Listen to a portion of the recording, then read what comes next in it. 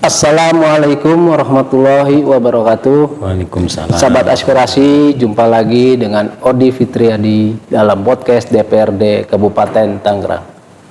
Sahabat aspirasi, kali ini kita akan mengangkat sebuah aspirasi masyarakat Kabupaten Tangerang yang beberapa tahun belakangan ini begitu ramai dinamikanya. Temanya kali ini kita angkat adalah daerah otonom baru. Dengan arti Kabupaten Tangerang apakah layak untuk dimekarkan lagi setelah beberapa tahun silam terbentuknya Kota Tangerang Selatan.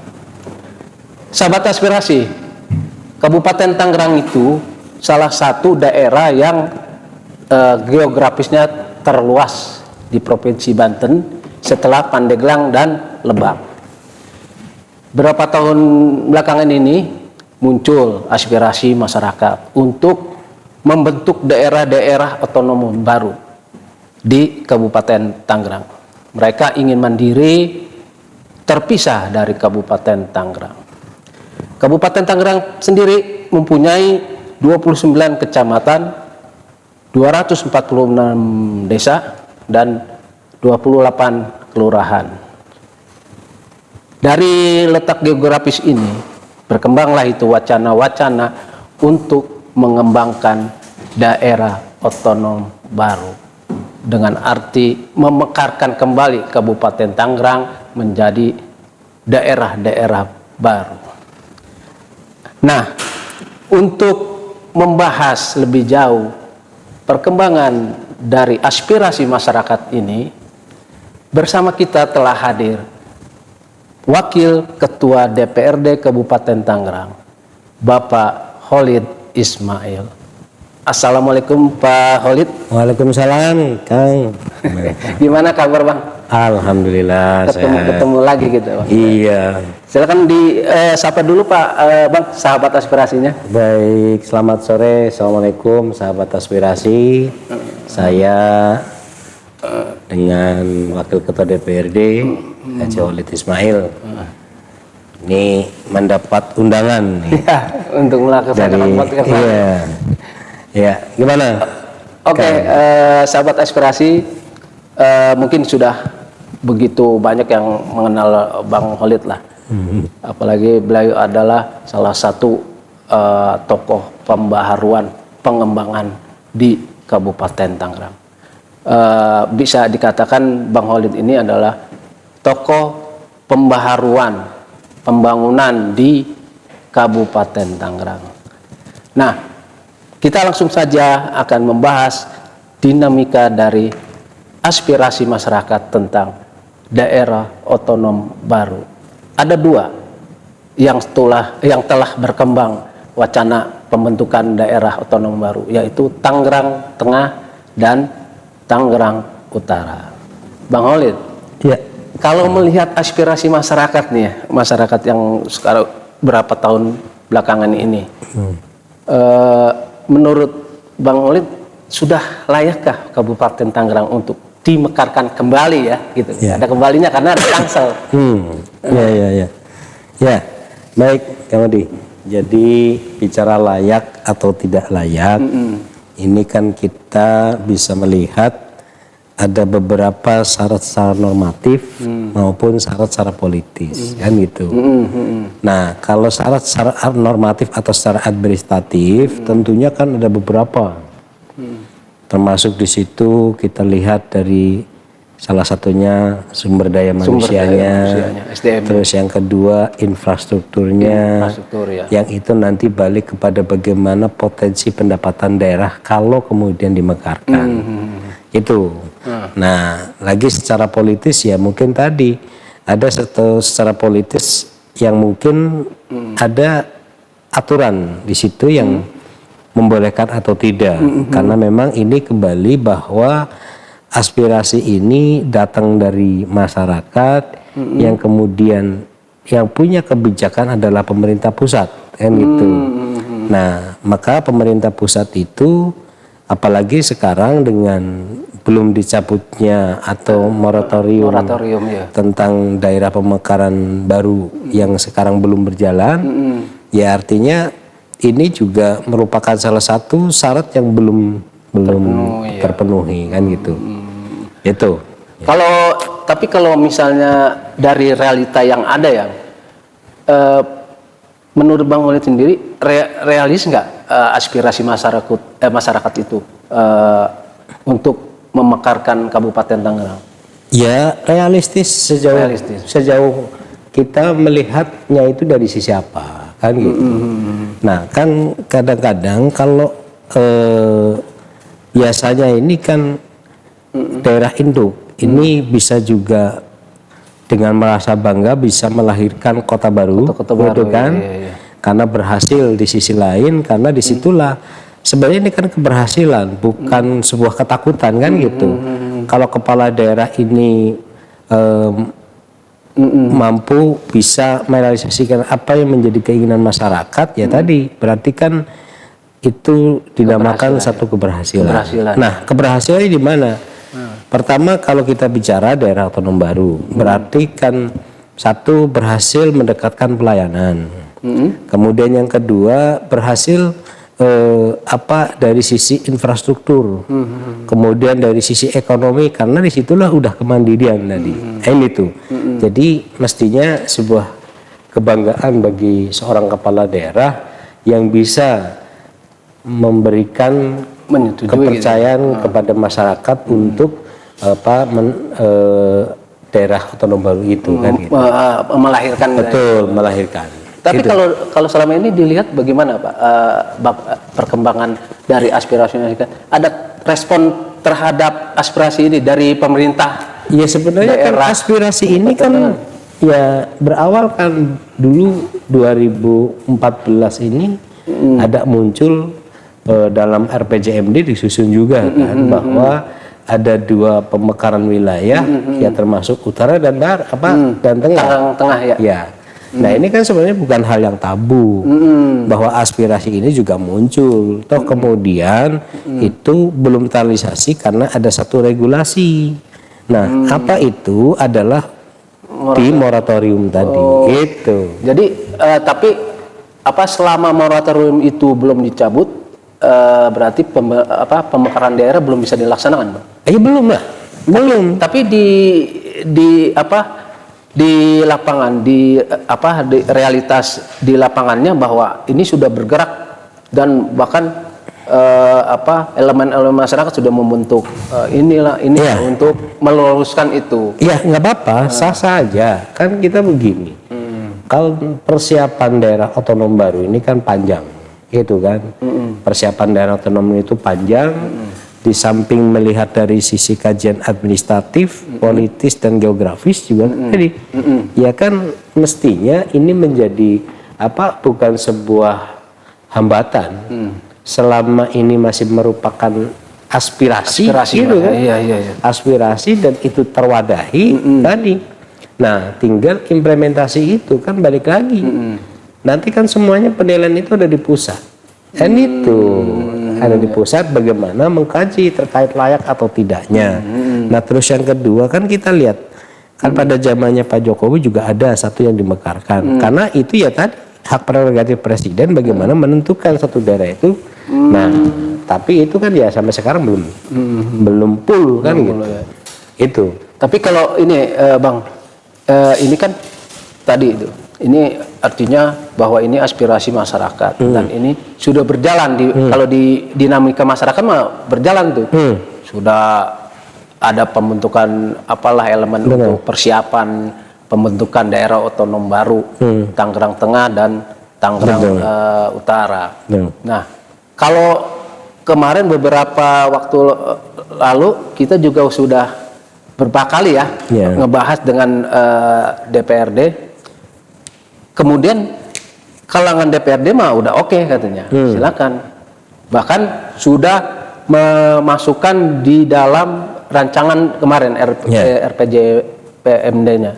Tapi ternyata ini katanya mentok di eksekutif gitu kan. Eksekutif jangan dulu katanya. Nah, ini gimana Bang? Bisa diceritakan Bang ini dinamika yang terjadi antara legislatif dan eksekutif? Ya, ya mungkin eksekutif melihat dari sisi belum dicabutnya moratorium. Mungkin eksekutif melihatnya dari sisi itu. Asal jangan merasa ketakutan aja gitu. Merasa ketakutan, wah nanti kalau ini dimekarin daerah induk bagaimana kan gitu. Nah, inilah tadi. Jadi ada satu proses di mana pada saat kan kepala daerah itu dalam bekerja ini kan dia punya bingkai. Nah, bingkai itulah mau ngapain selama 5 tahun ke depan. Maka di situ ada frame yang namanya RPJMD tadi. Nah, di rencana pembangunan jangka menengah daerah itu disitulah, itu kan ada visi misinya. Nah, visi misi selama 5 tahun itu nanti kita tahu progres per tahunnya seperti apa. Nah, termasuk kita pernah kok melakukan evaluasi RPJMD, di mana RPJMD pada zamannya Pak Jaki ini sudah tidak mungkin lagi namanya kaitan dengan kota baru yang waktu itu adalah utara dan tengah dimasukin. Dan bukan sesuatu, tapi tadi begitu evaluasi karena tidak kita evaluasi kembali. Nah, mau sampai kapan kan gitu? Mau saya kapan? Ya sampai tadi betul-betul bahwa pemerintah pusat itu memandang ini perlu gitu loh. Karena bukan lagi secara politis tapi ini bicara kebutuhan. Nah, kebutuhannya di mana? Satu dengan luas wilayah. Yang kedua dengan jarak antara pemerintah pusat dengan ini jangkauannya terlalu jauh. Yang ketiga ya tadi untuk mengembangkan wilayah baru berarti disitulah potensi pendekatan pelayanan kemudian potensi perekonomiannya akan beda kan itu. Nah, Bang Olid ya, itu kan dari sisi politisnya di situ ya, bahwa alasan utama atau bukan alasan ya, maksudnya kebutuhan utama aspirasi pemekaran daerah adalah mendekatkan pelayanan publik. Betul. Nah, termasuk tadi untuk menggali potensi-potensi yang sudah ada. Nah, kalau dilihat dari aspirasi masyarakat ini di kedua wacana Tangerang Tengah dan Tangerang Utara sudah potensinya ada nggak untuk mandiri? Ya makanya tadi di RPJMD itu mau ngapain? Oh saya rencana mau misahin ini. Maka tugas induk selama itu belum ini kan goodwill. Bagaimana ketika kepala daerah itu yaudah pokoknya saya akan mekarkan 3 wilayah. Kan berarti kan niat kuat. Nah nanti pertimbangan secara ekonomi umumnya tengah, utara, barat kalau kemudian itu akan berkurang secara ekonomis untuk PAD. Nah justru disinilah tantangan buat kepala daerah bagaimana menciptakan tadi berinovasi dari sisi bagaimana agar pendapatan induk tidak berkurang, maka kemudian di situ disusun perencanaan agar perekonomian itu bisa merata dari semua sudut, dari semua wilayah, dan ini yang kemudian menjadi sebuah tantangan. Jadi kalau kemudian goodwill kepala daerah ini niat kuat agar pelayanan masyarakat lebih dekat, terus yang kedua pemerataan pembangunan juga lebih jelas, nah yang ketiga juga memberikan kemandirian terhadap masyarakat ya tadi itu, Jadi sehingga ya satu contoh kita begini, kapan sih dulu Tangerang Tengah,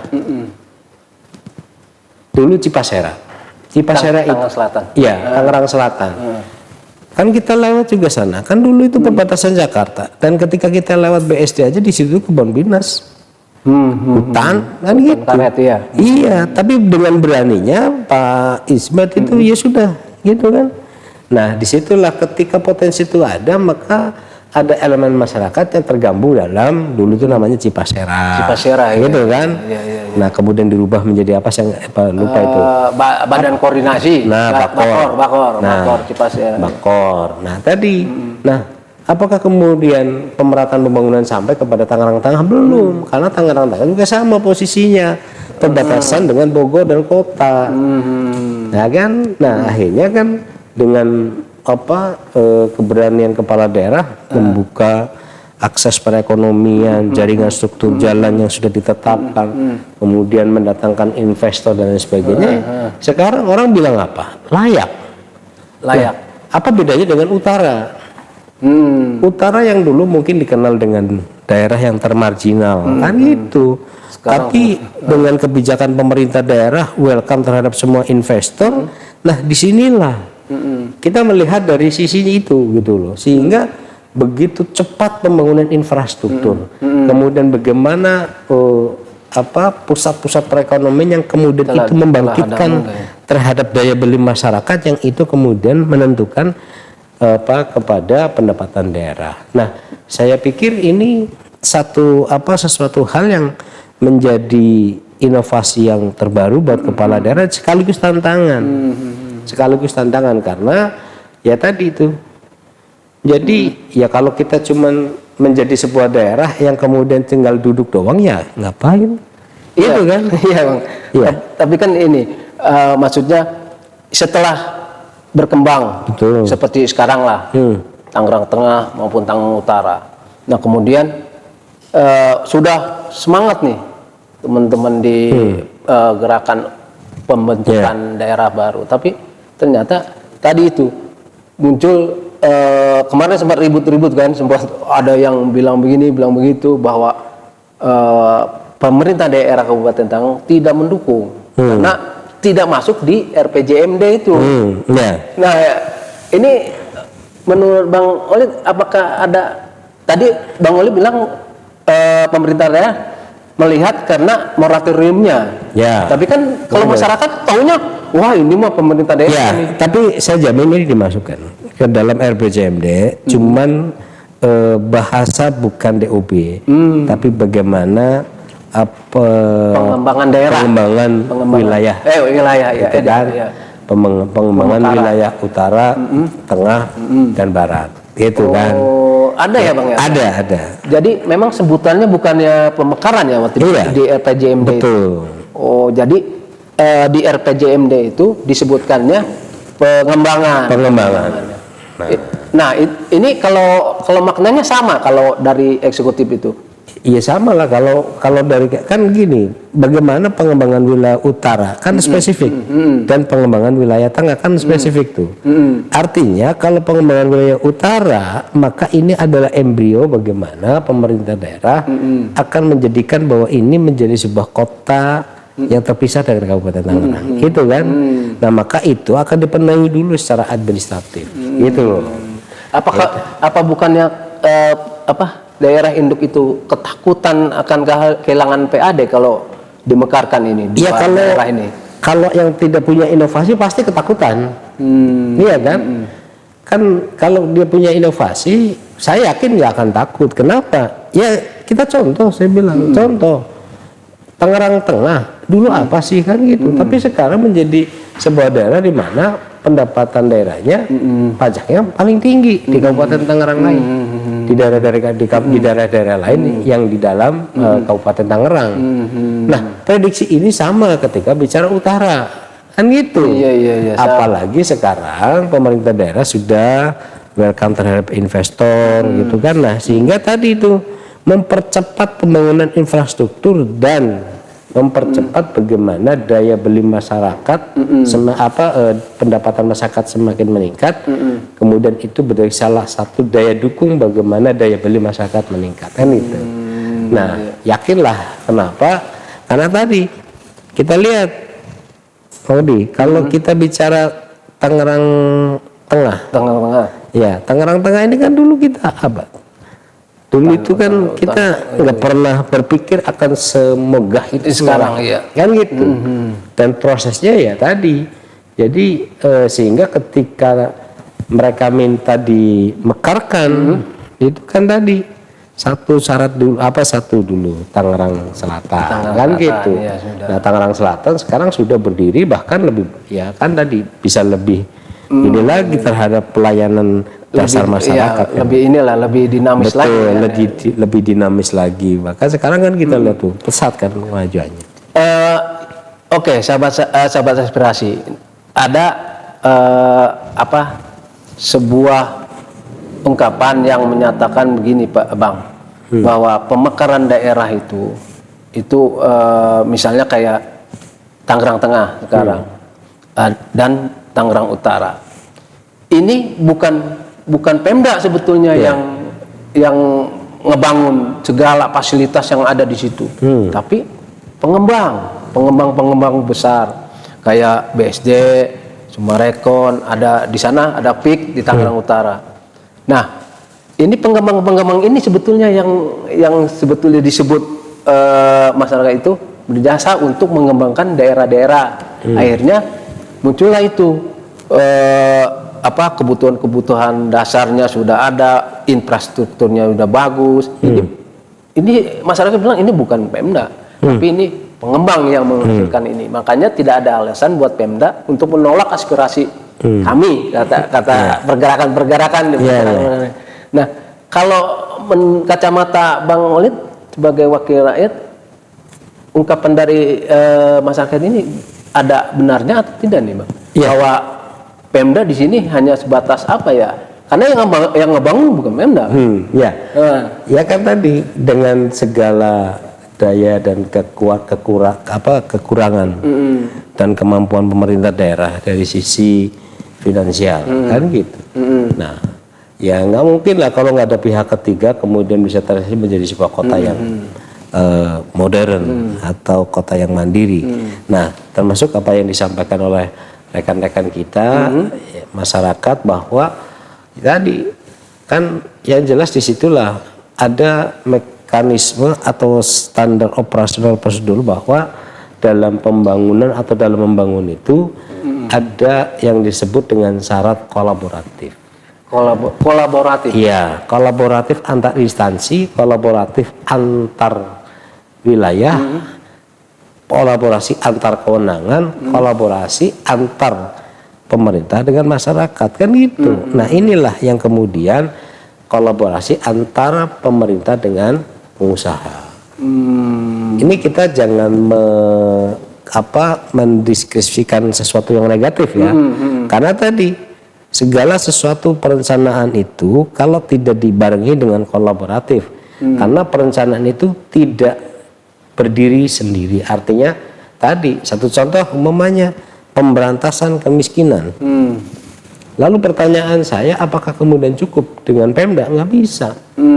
Maka Pemda punya program bagaimana bekerja sama dengan pihak ketiga dalam rangka tumbuh kembang ekonomi satu daerah. Nah, ini namanya kolaboratif. Nah, kolaboratif inilah yang kemudian muncul satu kekuatan, gitu loh. Nah, sama semuanya. Kemudian apakah cukup dengan pemerintah Kabupaten Tangerang? Enggak cukup, mesti harus berkolaborasi dengan pemerintah provinsi, berkolaborasi dengan pemerintah pusat.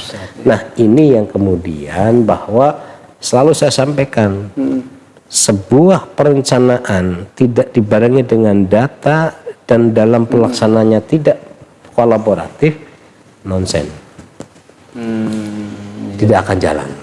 Itu jawab Bang Wadi. Jadi saya sih melihatnya bahwa ketika bicara rencana aksi reaksi evaluasi, toh kalau rencana ini kan dituangkan dalam perda yang namanya RPJMD. Dan kami sebagai DPRD kan punya kewenangan, punya tugas bagaimana melakukan pengawasan, evaluasi terhadap rencana-rencana yang dilakukan oleh pemerintah daerah. Itu kan. Nah, selama 5 tahun ini dia mau ngapain? Kemudian kita akan minta progresnya. Apakah 1 tahun? Kan kalau kita bicara 5 tahun ke depan ini, berarti kan 1 tahun tinggal dibagi. Ya, tinggal dibagi. Nah, nanti dibagilah di situ bahwa dalam 5 tahun itu capaiannya kan gitu. Nah, termasuk apa yang disampaikan tadi sama Bang Modi kaitan dengan pemekaran atau pengembangan wilayah baru. Kenapa? Ya nanti sekarang apa susahnya? Pengembangan wilayah baru itu kan endingnya adalah kemandirian kota. Maka di situ pemerintah sebelum itu dilakukan pemekaran wilayah, maka di situ dikawal dulu oleh pemerintah induk Pemerintahan induk. dari sisi infrastruktur. Kemudian bagaimana agar bisa terminal-terminal ekonomi itu, pusat-pusat perekonomian, Sentra-sentranya, iya. sentra-sentranya bisa muncul, sehingga ini akan berpengaruh terhadap pendapatan masyarakat dan berujung kepada daya beli masyarakat. Tapi Bang, kalau isu DOB ini kan, apalagi di Pantura ya, yang sudah begitu dinamis, begitu pesat perkembangannya, dalam beberapa tahun ini tiba-tiba udah menjadi sebuah kota yang begitu megah dan berkembang, bahkan lebih maju dari yang selatan gitu kan. Nah, ada yang pro, ada yang kontra tentunya kan dalam isu daerah otonom baru ini. Nah, bagi yang kontra tentunya beranggapan sinis bahwa pemekaran daerah ini, aspirasi pemekaran daerah ini adalah sebuah pesanan kepentingan dari pengembang. Bang Khalid gimana? Konsekuensi karena tadi kan. Tapi ada ya Bang ya, pro kontra di wilayah utara itu. Itu hal yang biasa lah. Itu hal yang biasa. Saya selalu bilang, ya biarkanlah bunyi knalpot motor itu jangan berpengaruh terhadap mentalitas kita. Artinya ya antara pro dan kontra sesuatu hal yang wajar. Apapun kebijakannya tidak semua orang puas atau tidak semua orang senang. Itu loh. Nah, termasuk tadi. Nah, sehingga itu berasumsi wah ini mau kepentingan ini, kepentingan itu. Enggak. Justru ini adalah ketulusan dari masyarakat. Nah, mungkin saya juga seperti orang utara. Orang utara ya. Itu kan yang hampir tiap hari itu berangkat dari utara sampai ke Tiga Raksa. Nah, ke pusat pemerintahan Kabupaten Tangerang. Dari sini aja kan sudah. Kan. Benar. Dengan jarak sekitar kurang lebih berapa? 30-an kilometer ya. 30 kilometer. Luar biasa kan, 1,5 jam kita kayak gitu. Nah, ini jadi bagaimana agar ya tidak semua, justru disinilah pro kontra ini kan menjadi satu kekuatan sebenarnya kan gitu. Ya, alasan paling utama adalah itu tadi, mendekatkan pelayanan publik sebetulnya. Ya, urusannya kan itu, kalau pelayanan masyarakat publik sudah dekat gitu kan, nah sehingga tadi itu akan muncul kemudahan dalam program. Betul. Menjalankan program. Ya, seingat saya waktu di pemekaran Tangerang Selatan, salah satu alasan utamanya adalah itu tadi Bang, mendekatkan pelayanan publik ke pemerintah. Nah, dulu orang selatan itu, Tangerang Selatan itu orang Serpong lah, taruh, atau orang Ciputat Timur. Sekarang ada Ciputat Timur ke Tiga Raksa. Ya. Bukan kayak mereka keluar kota gitu. Betul. Nah, setelah ada pemekaran daerah Kota Tangsel, akhirnya mereka sekarang lebih dekat dengan pemerintahannya, pelayannya gitu ya. Akhirnya ya mereka akhirnya dinamis, apa kebutuhan yang mereka aspirasikan lebih berjalan lagi, lebih berkembang lagi. Nah, kembali ke daerah aspirasi pembentukan Tangerang Utara. Di sini Bang Khalid kan orang Tangerang Utara nih ya, makanya kita lebih banyak ke Tangerang Utara. Nah, sebetulnya Bang Khalid punya ini nggak, punya prediksi atau punya sebuah impian atau bukan impian, maksudnya potensi-potensi yang ada di Tangerang Utara untuk agar bisa menghidupkan kota Tangerang Utara nantinya setelah kalau terrealisasi menjadi daerah otonom baru, apa saja nih Bang potensinya? Ya, kan karakteristik wilayah ini kan tadi beda. Kalau utara terkenal dengan pariwisata ikan, pariwisata lautnya. Kalau Tangerang Tengah ini karakteristiknya itu jasa dan perdagangan gitu. Nah, maka potensi besar di utara itu tadi potensi sangat besar gitu kan. Kenapa sangat besar? Karena tadi satu di situ unsur wisatanya ada. Punya laut ya, punya laut. Iya, punya laut. Nah, terus kemudian untuk pengembangan wilayah, apalagi di situ ada yang namanya program Pak Bupati itu penataan pesisir, gitu kan. Nah, penataan Gerbang mapan ya. ya, termasuk itu salah satu diantaranya, termasuk bagaimana ada mangrove center dan sebagainya. Ini kan tadi kan kalau kemudian utara ini bisa berjalan, ini akan pesat gitu loh, karena masih bisa menumbuhkan potensi-potensi yang ada gitu loh. Nah, potensi-potensi yang ada ini ya tadi itu, kita punya sungai gitu, kita punya laut, ya. Berarti kan kita juga punya hutan lindung kan gitu. Nah, dari situ aja kita sudah bisa melihat dari kacamata bahwa kita ini bisa melakukan apa namanya mengeksplor potensi-potensi yang ada. Potensi-potensi yang ada. Gitu. Hanya sekarang nih Bang, laut Ya. dari katanya potensi yang salah satu yang potensi besar dari Tangerang Utara adalah hasil laut ya. Nah, sekarang ini sudah ada ke arah sana nggak Pak? Bang, bukan dari hasil tangkap laut. Jadi di sana itu kan ya tadi itu karena pengembangan wilayah pusat-pusat perekonomian tadi kan. Kalau laut ya tadi laut ini sumber daya alam yang bisa dimanfaatkan oleh manusia, oleh Pemda dalam rangka untuk merekayasa secara teknis untuk bisa menarik kan gitu kan. Bisa jadi tempat wisata. Betul, itu ya termasuk tadi kalau kita bisa melihat dari apa namanya sisi potensinya aslinya ya. Luar biasa. Itu sudah sama Pemda nih dalam hal ini Pemda Kabupaten Tangerang. Ya. Apa sudah ditata sedemikian rupa arah-arah yang bisa mendatangkan, yang bisa menjadi sumber-sumber PAD tadi Bang, di Tangerang Utara khususnya. Yeah. Selain pengembang ya, kalau pengembang mah dia kan udah ketahuan tuh dia mau punya program bangun ini. Tapi untuk Pemdanya karena ini adalah aspirasi masyarakat untuk mandiri.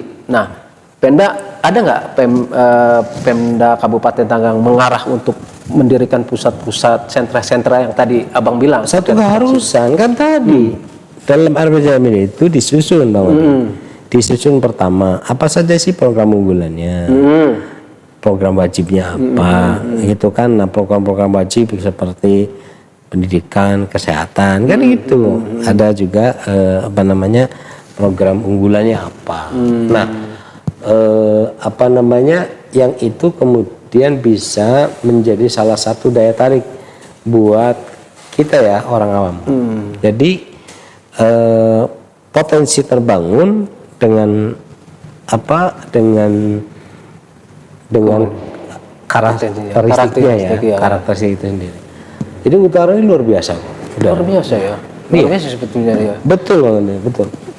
Kalau dijadiin DOB nih Bang, ada anggapan, ada yang bilang kalau Tangerang Utara Bang jangan kota, kabupaten tetap gitu, Kabupaten Tangerang Utara. Ya. Gimana nih Bang? Ya kan nanti kita lihat dari hasil kajian kan gitu. Layaknya kota atau kabupaten. Nah, sekarang kan kalau itu layaknya kota. Ya kota juga punya ini tersendiri kan gitu, syarat administrasinya juga itu. Jadi ya dengan cakupan luasan dan banyaknya kecamatan ini kan mempengaruhi nanti apakah ini kota Dan atau kabupaten kan. Iya. Itu bedanya gimana sih Bang? Maksudnya kok dimekarkan misalnya. Kalau biasanya kan kalau pemekaran daerah dari kabupaten. Lah kalau di Mekaran bisa harusnya kota gitu kan, kota misalnya kalau kota Tangerang Selatan gitu kan, kota bukan kabupaten. Nah, tapi di Tangerang Utara ini ada anggapan begitu Bang. Iya, itu di situ. Makanya kan tadi kalau bicara tadi ada syarat administratif nggak untuk menuju satu kota? Cukup dengan 4 atau 5 kecamatan, kan gitu. Nah kabupaten ya tadi kabupaten ini ya mesti harus lebih di angka tadi tuh. Mungkin PAD-nya mungkin Bang. Potensi PAD-nya yang dilihat. kalau antara kota dan kabupaten itu? Iya, salah satu di antaranya itu. Ya kita lihat kayak Purwakarta aja. Purwakarta itu cuma di 3 kecamatan loh. Purwakarta? Iya. Oh, 3 kecamatan? 3 kecamatan. 3 kecamatan nggak nyampe 800. Iya, iya. Sekarang tapi syarat pemekaran daerah itu juga salah satunya tadi hanya 5 kecamatan sudah bisa. Iya bisa, bisa. Kan tadi tuh, iya tadi Purwakarta cuma 3 kecamatan. Kalau Itu kan. Tangerang Utara mah, Tangerang Utara mah bisa apa? Berapa kecamatan tuh? Ada 6 ya? Iya. 6 ya? Enggak. Kosambi, Teluk Naga, iya. Sepatan Timur masuk. Ya. Jadi nanti dari hasil kajian aja kan. Apakah kemudian dari hasil kajian itu cukup dengan 6 kecamatan maka mungkin kota gitu kan.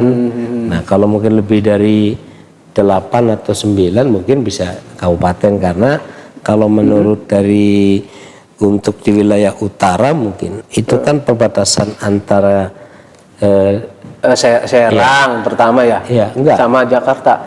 Jakarta. Tapi kalau sampai ke Kronjo kan Bang, perbatasannya dengan Tanara itu. Iya, nah itu tadi makanya tergantung. Maka kalau seandainya bicara tadi bahwa Kabupaten Tangerang itu bisa memekarkan 2 wilayah, kemudian akan tambah lagi 2 atau 3 wilayah, gitu kan menjadi 5. Nah, salah satu di antaranya ya tadi ada utara, ada tengah, ada barat, ada Kabupaten Tangerang, kan gitu. Nah ini kalau mau tambah satu lagi, ya tadi tuh makanya kalau kita ngelihat dari circle-nya, kalau kita mau kemana nih, mau Kota Madia atau jangan kita iya nanti setelah kajian gitu kan. Jadi setelah kajian ada azas mungkin di situ menjadi pegangan kita juga. Nanti kalau umpamanya sampai ke Kronjo, kabupaten nggak punya daerah atau wilayah untuk dikembangkan kan gitu. Nah mungkin begitu kan bisa menjadi sebuah pertimbangan gitu Bang Andi. Tapi Bang itu cukup menarik Bang, kalau Tangerang Utara itu meliputi sampai Kronjo sana, perbatasan dengan Tanara.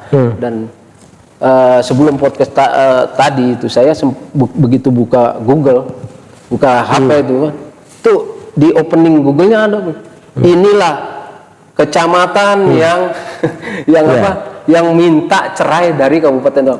Saya baca tuh, ada berapa gitu dari Teluk Naga, dari Kosambi, kemudian Sepatan Timur, Paku Haji, terus Sukadiri, Mauk, Kemeri, sama Kronjo. Itu 8 Mauk, Kronjo, Mekar Baru kan? Mekar Baru ya, Raja.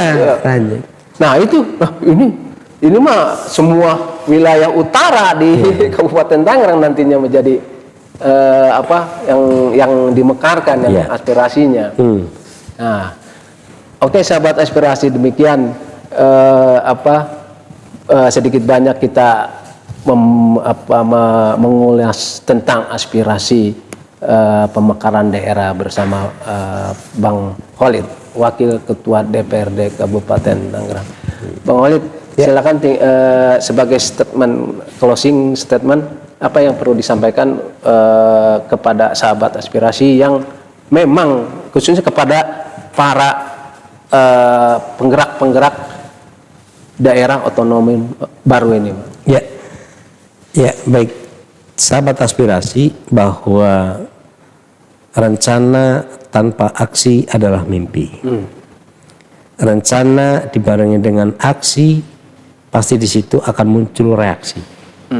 Nah, jalan atau tidaknya sebuah rencana, maka reaksi publik, reaksi masyarakat akan tumbuh, muncul. Nah, apakah rencana itu sesuai dengan target atau tidak? Maka disitulah fungsi evaluasi. Sahabat aspirasi, bahwa ketika bicara DPRD sebagai wadah aspirasi ini tentunya menunggu aspirasi-aspirasi berikutnya. Dan tentunya ini bukan sesuatu yang tabu, ini bukan sesuatu yang ini sesuatu yang biasa. Jadi jadikan